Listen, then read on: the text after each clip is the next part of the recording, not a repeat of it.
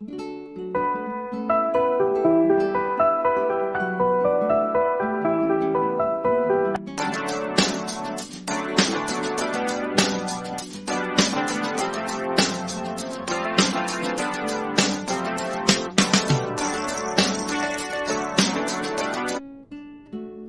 वालेकुम मेरे प्यारे बच्चों, वेलकम टू बुरहान मुंबई महानगर पालिका ऑनलाइन एजुकेशन वर्चुअल क्लासरूम में आप सभी का खैर मकदम है, खुशामदीद है। और मैं हूं आपकी मौलमा शेख आमिना सिराजुद्दीन। तो चलिए शुरू करते हैं आज का सेशन। अस्सलाम वालेकुम प्यारे बच्चों, कैसे हो आप सब?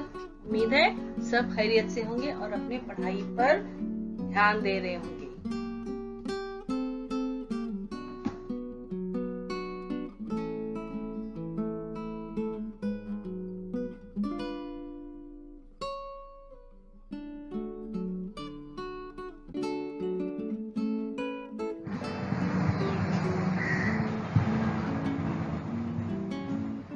प्यारे बच्चों, वेलकम टू बुरहान मुंबई महानगर पालिका शिक्षण विभाग MCGM ऑनलाइन वर्चुअल क्लासरूम में आप सभी का खैर मकदम है, स्वागत है, खुशामदीद है और आप सबसे मिलकर बहुत खुशी हुई।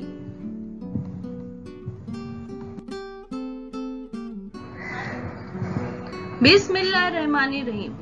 शुरू अल्लाह के नाम से जो निहायत मेहरबान और रहम वाला है।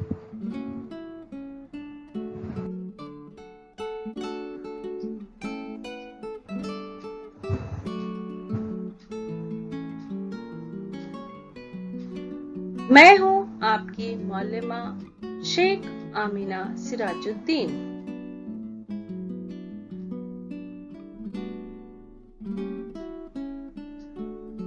जमात 10वीं,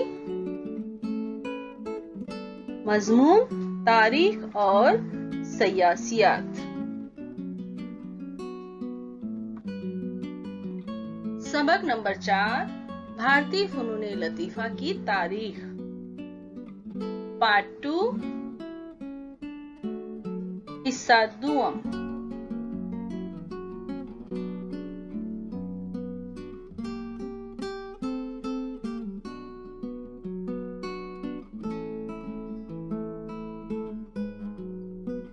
सबक नंबर 4, भारतीय फनून लतीफा की तारीख। इसका हिस्सा अव्वल हम पढ़ चुके हैं, जिसमें हमने 4.1 फनून लतीफा से क्या मुराद है। तो हमने ये जाना कि हर शख्स की फितरी ख्वाहिश होती है कि वो अपने तजुर्बात और उनसे हासिल शुदा इल्म नेज अपने दिली जज्बात से दूसरों को बाखबर करे। इस फितरी जिबलत की तहरीक से जब कोई हसीन शय वजूद में लाई जाती है तो उसे फन कहते हैं। फनी तख्लीक की बुनियाद में फनकार का तखय्युल, एहसासात, जज्बात और उसकी फनी महारत कार फरमा होती है। हमने जाना बसरी फनून और फनून लतीफा, ये 2 किस्में हैं फनून की, अवामी फन और फने लतीफ भारत। और हमने तर्ज़े फन के बारे में भी जाना कि हर फनकार का फन तख्लीक करने का अपना तरीका यानी अपना तर्ज होता है। 4.2 भारत में बसरी फनून की रिवायत, इसमें हमने मराठा तर्ज़े मुसव्विरी और अवामी तर्ज़े मुसव्विरी ये हमने जाना। लतीफ फन मुसव्विरी मखतूतात में मुसग्गर तस्वीर यानी कि जिसामत में छोटी तस्वीरों पर ईरानी तर्ज का असर। और फिर मुगल तर्ज, यूरोपीय तर्ज मुसव्विरी, इसके बारे में हमने जाना। और हमने जाना फने संग तराशी, अवामी फने संग तराशी, क्लासिकी फने संग तराशी। बाद हमने फने तामीरात और मुजस्समा साजी, जिसमें अजंता एलोरा का गार, इसके बारे में हमने कैलाश मंदिर की शानदार बनावट के बारे में समझा। और उसके आगे हम इंफॉर्मेशन मालूमात हासिल करेंगे।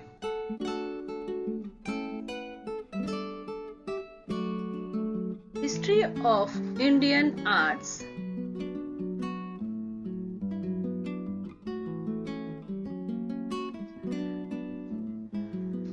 शुमाली भारत में नागर और जुनूबी भारत में द्राविड़, ये दो तर्ज अहम समझे जाते हैं और दोनों के इम्तिजाज से वजूद में आने वाले मखलूत तर्ज को वैसर कहा जाता है। ये हमने जाना था।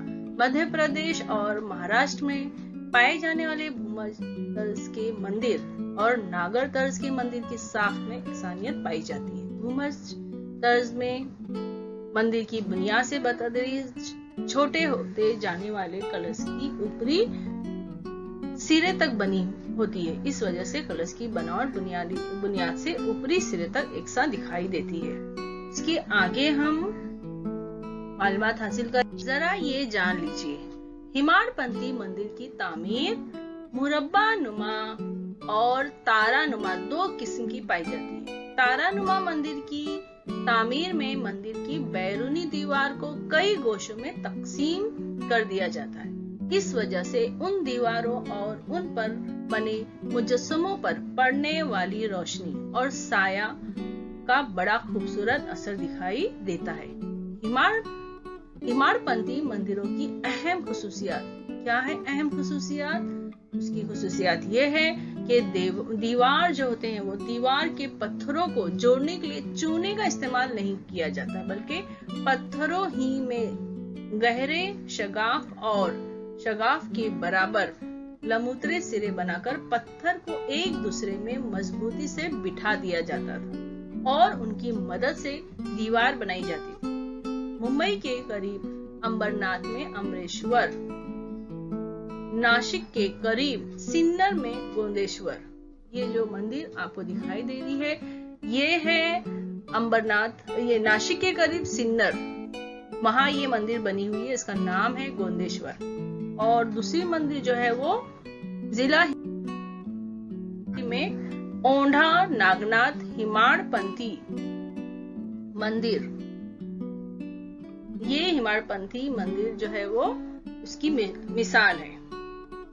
हिंगोली जिले में है ओंढा नागनाथ ये मंदिर है और ये किसकी मिसाल है? हिमाड़पंथी मंदिरों की मिसाल है, जिसको जोड़ने के लिए चूने का इस्तेमाल नहीं किया जाता है।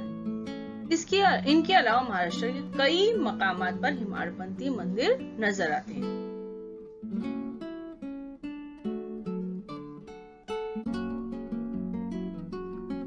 अहद वस्ता के भारत में मुस्लिम दौरे हुकूमत में ईरानी, वस्ता एशियाई,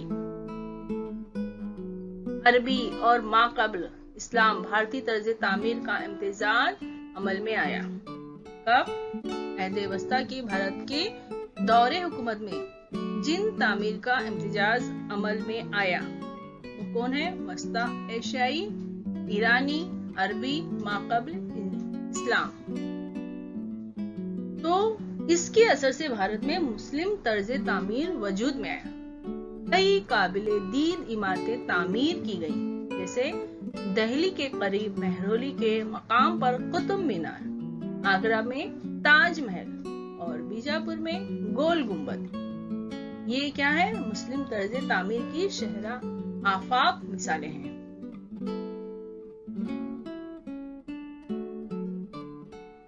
कुतुब मीनार हम देखेंगे कुतुबुद्दीन ऐबक, देख रहे हैं आप कुतुब मीनार।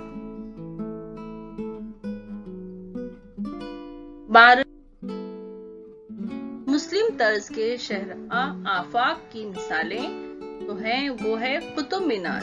कहाँ बना है? दिल्ली के करीब मेहरौली में। और तैयार करदा किसने इसे तैयार किया है? कुतुबुद्दीन ऐबक। कुतुबुद्दीन ऐबक ने 12वीं सदी ईस्वी के जमाने में कुतुब मीनार की तामीर शुरू की। तो उसकी शुरुआत हुई 12वीं सदी ईस्वी में और शुरुआत किसने किया है? कुतुबुद्दीन ऐबक।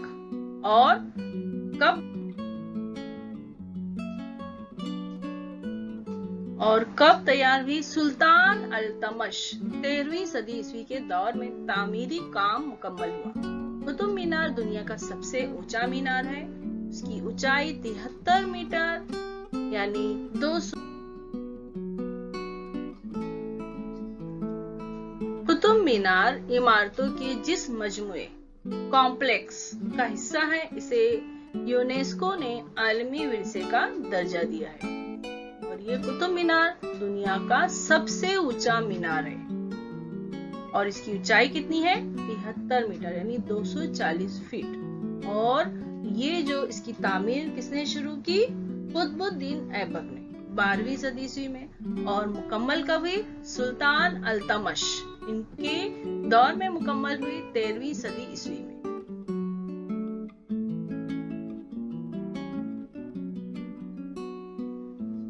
मुस्लिम तर्ज के शहरा आफाक की मिसालों में है ताजमहल। कहाँ बनाया गया है? मकाम आगरा में। तैयार करदा शाहजहां। मुगल शहंशाह शाहजहां ने ताजमहल की तामीर की क्योंकि मुगल शहंशाह शाहजहां ने अपनी बेगम मुमताज महल की याद में ताजमहल तामीर किया।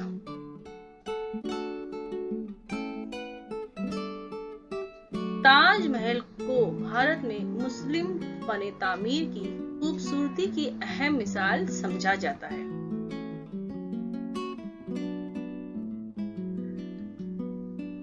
दुनिया भर में मशहूर इस इमारत को यूनेस्को ने आलमी विरसे का दर्जा दिया है और जो दुनिया के 7 अजूबे हैं उसमें ताजमहल का सबसे पहला नंबर है।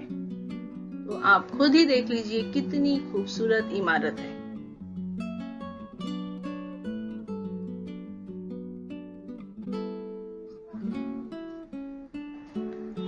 गोल गुंबद। गोल गुंबद 17वीं सदी ईस्वी में तामीर किया गया।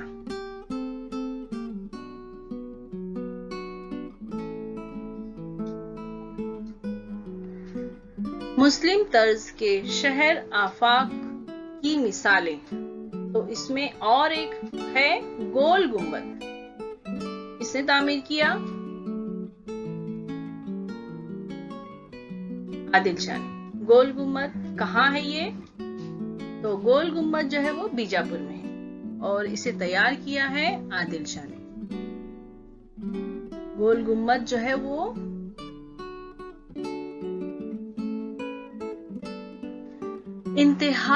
गोल गुंबद जो है इंतहाई शानदार इमारत है जिसमें मोहम्मद आदिल शाह की कब्र है।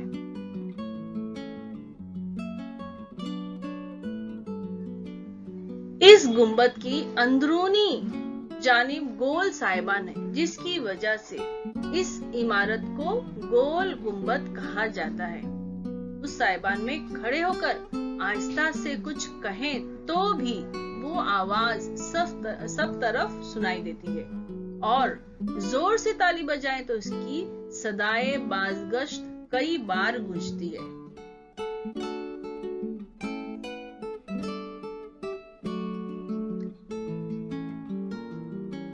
इस तरह से जो अंदरूनी जानिब है वो गोल साहिबान है जिसकी वजह से इसे क्या कहते हैं? इस इमारत को गोल गुंबद कहते हैं। और इसके साहिबान में खड़े होकर आहिस्ते से भी बोले, जोर से बोलेंगे तो वो तो आवाज हमें सुनाई देगी, लेकिन अगर आहिस्ते से भी बोले तो वो आवाज जो है वो चारों तरफ गूंजती है, चारों तरफ सुनाई देती है। अगर जोर से ताली बजाए तो उसकी सदाए बाज़गश्त कई बार गूंजती है।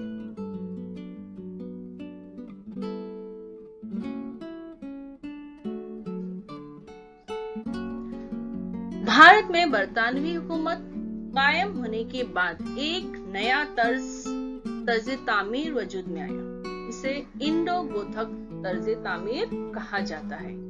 बरतानवी दौर में तामीर किए गए चर्च, बरतानवी जो है वो अपने तर्ज से जो इमारतें अपने यहाँ बनाते थे उसी तर्ज पर इन्होंने यहाँ इमारतें बनाई, लेकिन उसमें कुछ जो है वो भारतीय तर्ज को भी शामिल किया गया और दोनों के तर्ज से जो नया तर्ज वजूद में आया उसे कहते हैं इंडो गोथक तर्ज। और अब यहाँ आप देख रहे होंगे कि हमारे यहाँ भारत में उसकी मिसालें कायम हैं। उन्होंने अपने दौर में क्या क्या बनाए, तो चर्च बनाए, सरकारी दफातर बनाए, आला अफसरों के रिहायशी मकानात बनाए। चर्च आप देख सकते हैं, चर्च बनाए हैं उन्होंने जो अभी भी मौजूद है।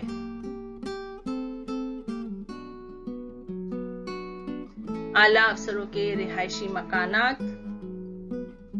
रेलवे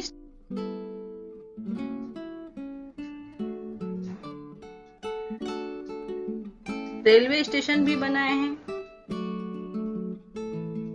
रेलवे स्टेशन तो आप भी जानते हैं कौन सा रेलवे स्टेशन है, तो मुंबई के छत्रपति शिवाजी महाराज टर्मिनस की इमारत इस तर्ज का उम्दा नमूना है, जिसे यूनेस्को ने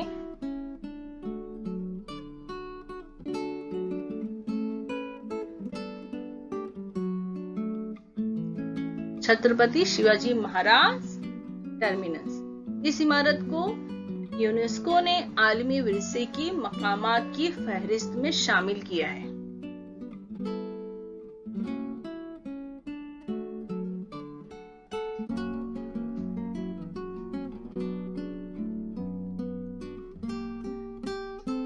तो छत्रपति शिवाजी महाराज टर्मिनस जो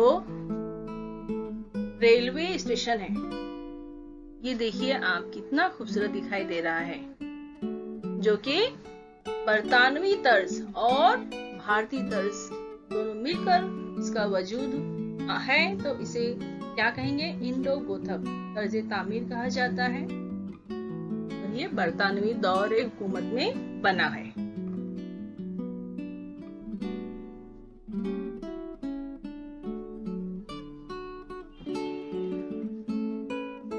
चार आशारिया 3 भारत में फनून लतीफा की रिवायत। अवामी फनून की रिवायत भारत के हर इलाके में अवामी गीत, अवामी साज, अवामी रक्स और अवामी नाटक की मुतन्नौ रिवायत पाई जाती है। महाराष्ट्र में भी अवामी फनून की कई रिवायतें मौजूद हैं, और ये अवामी फन मजहबी त्योहारों और समाजी जिंदगी के अटूट हिस्से की हैसियत से वजूद में आए हैं। जैसे कि उसकी मिसालें कौन कौन सी है, तो उसकी मिसाल है अवामी फन की रिवायत जो है वो उसकी मिसाल है तारपा नाच,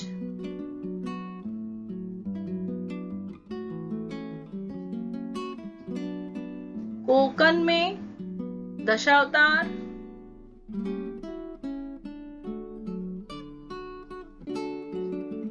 पवाड़ा, ये सब जो मिसालें हैं, ये जो है कब, ये अवामी फन जो है मजहबी त्योहारों और समाजी जिंदगी के अटूट हिस्से हैं।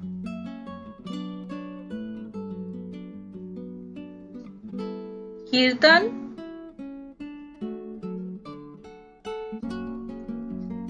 जागर गोंधल,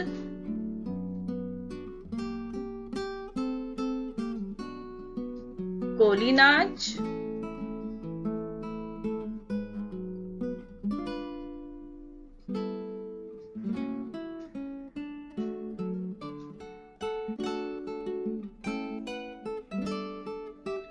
क्लासिकी फनून की रिवायत।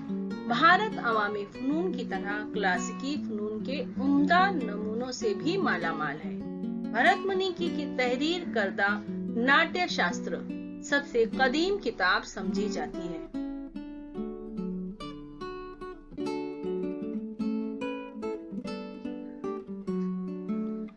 जिसमें गाने, बजाने, रक्स, नाटक जैसे फनून के बारे में तफसील से बयान किया गया है। भारतीय फनून लतीफा में 9 रस जो है वो बहुत ही अहम है। तो वो कौन कौन से हैं?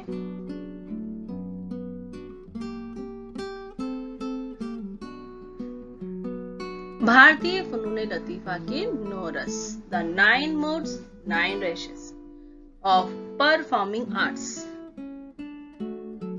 श्रृंगार यानी आराइश, रुद्र, गजबनाक, हास्य मसरत, भयानक डरावना, शांत पुरसुकून, रोना अलमना। तो इल्म हाका निबारी के मुसद्दद 6 अहम पहलू हैं: तनासुब, गैर महज़िब,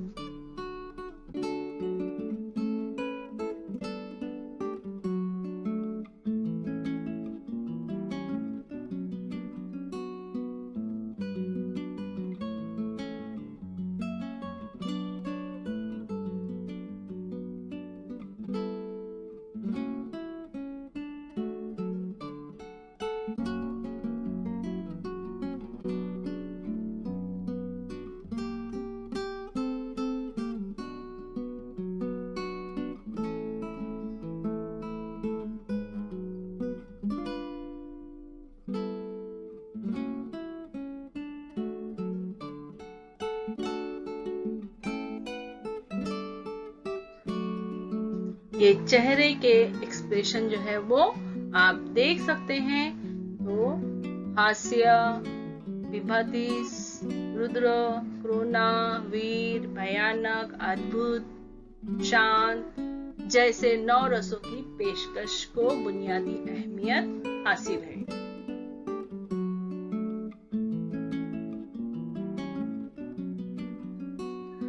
भारतीय बाशिंदे बैरूनी मुल्कों के लोगों से मुसलसल राब्ते में रहे और इस तरह उन फनून की पेशकश में कई तर्ज शामिल होते रहे। इस वजह से वो ज्यादा से ज्यादा माला माल होते गए। क्लासिकी गायकी, साज, रक्स के मुख्तलिफ तर्ज और उन तर्जों को महफूज करने के लिए घराने वजूद में आए।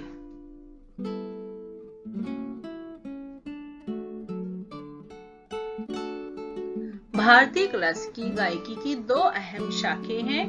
एक है हिंदुस्तानी संगीत, दूसरा है कर्नाटक संगीत। भारतीय क्लासिकी गायकी 2 अहम शाखें कौन सी हैं? एक है हिंदुस्तानी संगीत और दूसरा है कर्नाटक संगीत। तो इस तरह क्लासिकी और नीम क्लासिकी का फर्क भी है। नीम क्लासिकी गायकी में अवामी गीत के कई तर्ज शामिल हो गए। भारत में क्लासिकी गायकी 2 अहम शाखें, हिंदुस्तानी संगीत और कर्नाटक संगीत। इसी तरह क्लासिकी और नीम क्लासिकी का फर्क भी है। नीम क्लासिकी गायकी में अवामी गीत के कई तर्ज शामिल हो गए।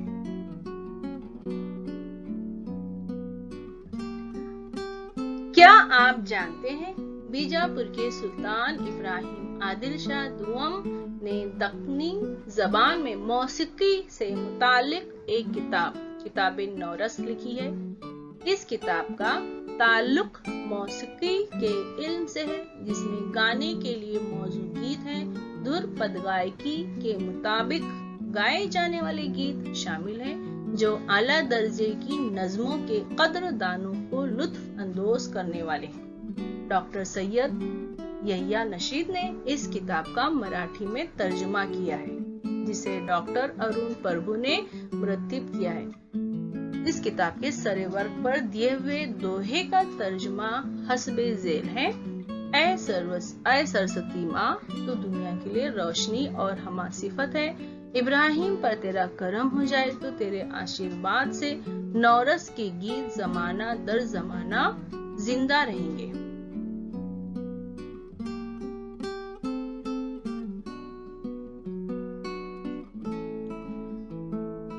शुमाली भारत का कथक, महाराष्ट्र की लावनी और उड़ीसा की ओडिसी, तमिलनाडु की भरतनाट्यम, आंध्र प्रदेश की कुचिपुड़ी, केरला की कथकली और मोहिनी अट्टम रक्स की इन किस्मों को पेश करने में क्लासिकी गायकी, साज बजाने और रक्स का हसीन इम्तिजाज देखने को मिलता है।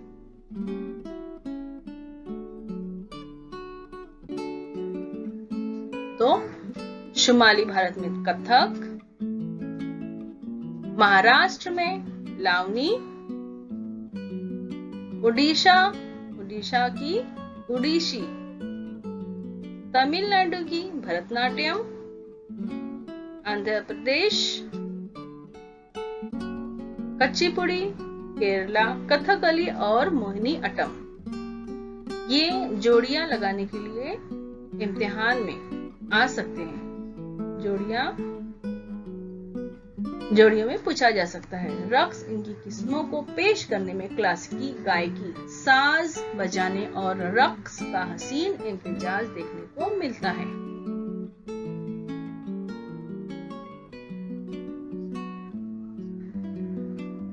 कथक, शुमाली भारत का कथक।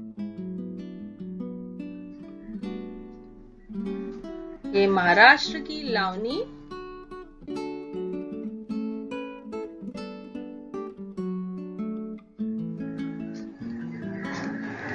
उड़ीसा की उड़ीसी डांस,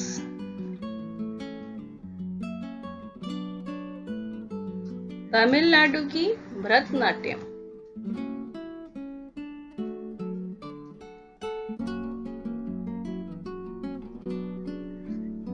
कच्चीपुड़ी आंध्र प्रदेश,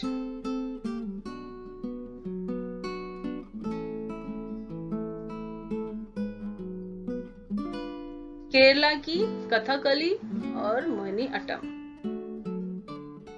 ये किस्म किस्म के क्या है? गायकी, क्लासिकी, साज बजाने और रक्स का हसीन इम्तिजाज है।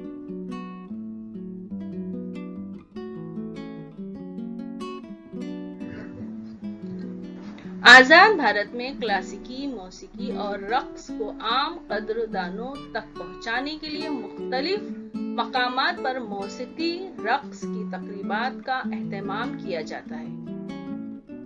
उसे महजूज होने के लिए न सिर्फ भारत के बल्कि मुख्तलिफ हिस्सों से बल्कि गैर मुल्कों से भी कद्रदान आते हैं।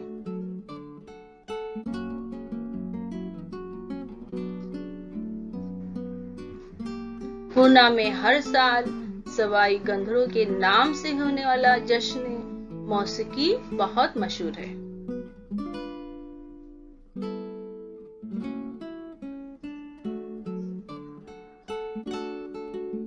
इस तरह से आजाद भारत में क्लासिकी मौसीकी और रक्स को आम कद्रदानों तक पहुंचाने के लिए मुख्तलिफ मकामात पर मौसीकी की तकरीबात का एहतमाम किया जाता है।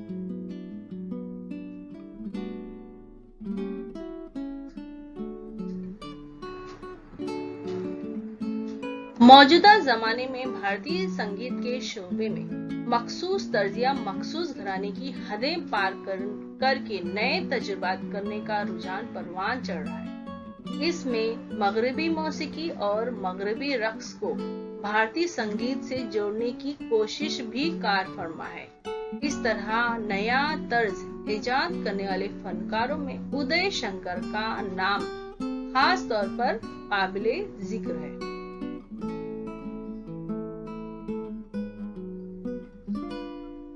उन्होंने भारतीय क्लासिकी रक्स और यूरोपीय थिएटर में पेश किए जाने वाले ओपेरा गन्नाई ड्रामों की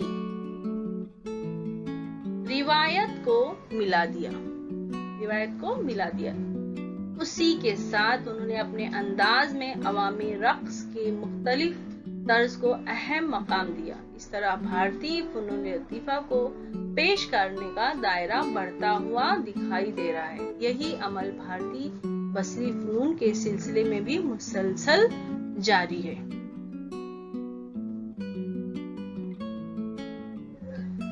चार अशारिया चार फनून, तिलाकी फनून और रोजगार के मवाक़। फनून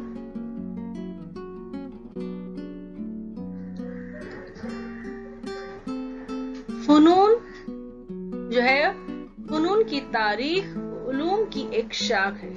इस शोबे में तहकीक और रोजगार के मवाक़ मैसर आ सकते हैं। नंबर 1, फन की तारीख का मुतालिया करने वाले सहाफत के शोबे में काम कर सकते हैं।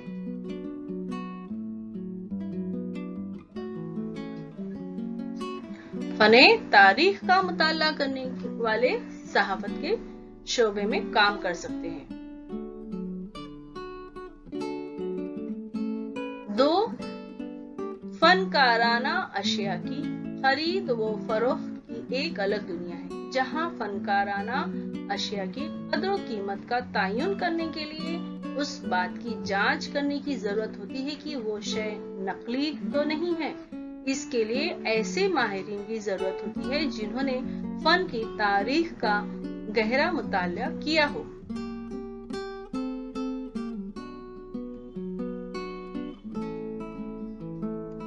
तहजीबी विरसों की देखभाल और निगहदाश्त और तहजीबी सयाहत के नए शोबे वजूद में आए हैं। इन शोबों में भी फन का मुताला करने वालों के लिए मुख्तलिफ पेशावराना मवाक़ मैसर हैं। उनमें म्यूजियम और रिकॉर्ड रूम, लाइब्रेरी और मवासिलाती इत्तलाती टेक्नोलॉजी, आसार कदीमा की तहकीक और भारतीय उलूम चंद अहम शोबे हैं।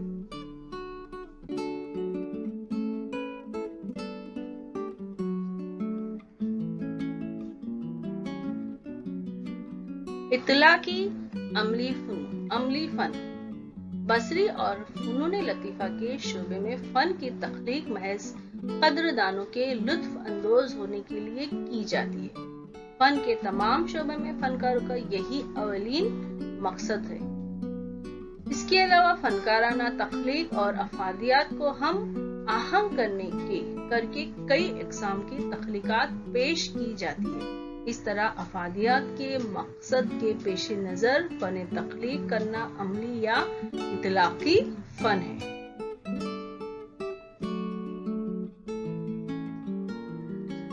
सनती और इश्तिहारात के शोबे नेज घरों की सजावट और आराइशी अशिया, स्टेज के लिए कॉस्ट्यूम यानी पोशाक, फिल्म और टीवी पर प्रोग्राम पेश करने के लिए आर्ट डायरेक्टर, अशाअत और तबाअत के शोबे में किताबें, रसायल, अखबारात को तरतीब देना, आराइश और खुशखती, तहरीरी कार्ड, दावतनामे, जाती अशाए तहरीर, तहाइफ वगैरह मुख्तलिफ अशिया के लिए इत्तलाकी फनून के शोबे के मालूमात रखने वालों की जरूरत होती है।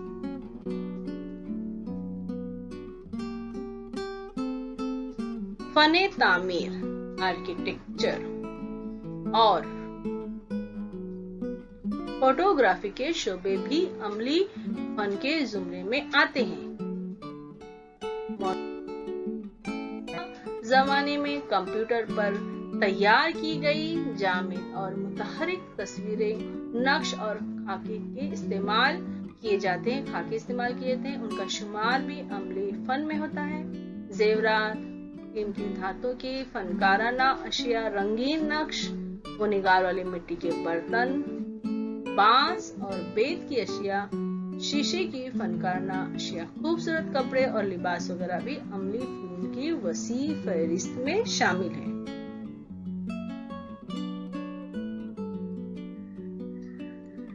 मज़कूरा बाला हर शोबे में ज़हनी सतह पर कोई तस्वुर पेश करके उसे अमली जामा पहनाने तक के कई मरहलों से गुजरना पड़ता है।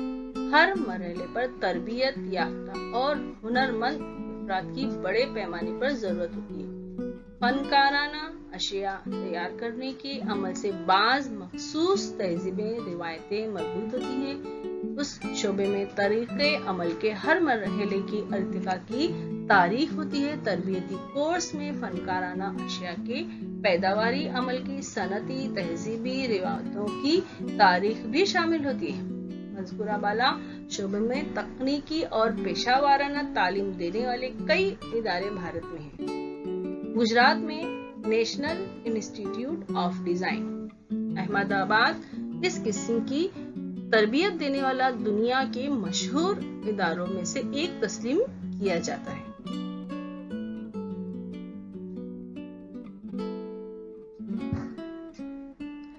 इस इदारे ने सन 2015 में एक ऑनलाइन हिसाब शुरू किया है। ये सबक यही खत्म होता है। अगले सबक में हम ज़राए अबलाग और तारीख के बारे में मालूमात हासिल करेंगे और इसके सवाल जवाब जो है वो अगले वीडियो में पेश किए जाएंगे।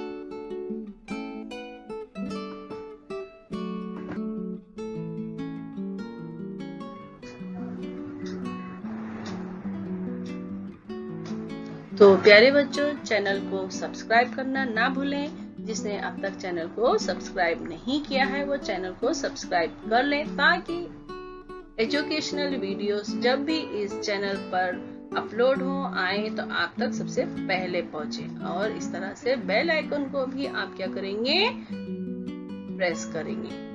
और अगर आपको ये वीडियो अच्छी लगी है तो इसको लाइक भी कीजिए। प्यारे बच्चों, वीडियो खत्म होने के बाद आपको क्या करना है, आपको डिस्क्रिप्शन बॉक्स चेक करना है। तो उसके लिए आपको क्या करना है, इस निशान को क्लिक करना है। समझ में आया आपको? तो आपके सामने डिस्क्रिप्शन बॉक्स ओपन हो जाएगा। इस तरह से देखिए, यहाँ लिखा हुआ है। और आपको इसमें क्या दिखाई देगा, इसमें दिखाई देगा आपको फीडबैक फॉर्म।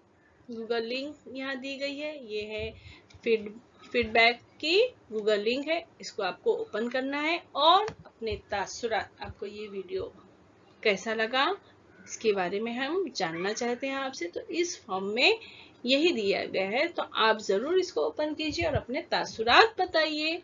और इसमें कुछ इम्पोर्टेंट प्रैक्टिस क्वेश्चंस है, कुछ सवाल दिए गए हैं, आप उसकी मशक कीजिए। तो है ना मजेदार एक्टिविटी?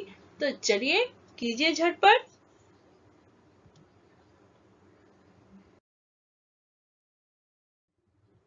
और बच्चों, आपको क्या करना है, ये जो वीटीसी का चैनल है, वर्चुअल का चैनल है, आपको इसको करना है सब्सक्राइब, ताकि जब भी कोई भी नया एजुकेशनल वीडियो इस चैनल पर अपलोड होगा तो आप तक सबसे पहले पहुंचेगा।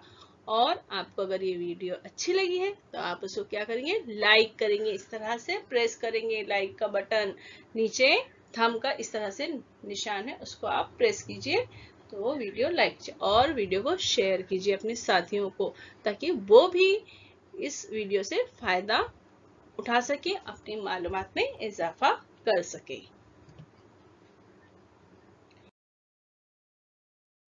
और वीडियो देखने के लिए प्यारे बच्चों आप सबका बहुत बहुत शुक्रिया। Thanks for watching.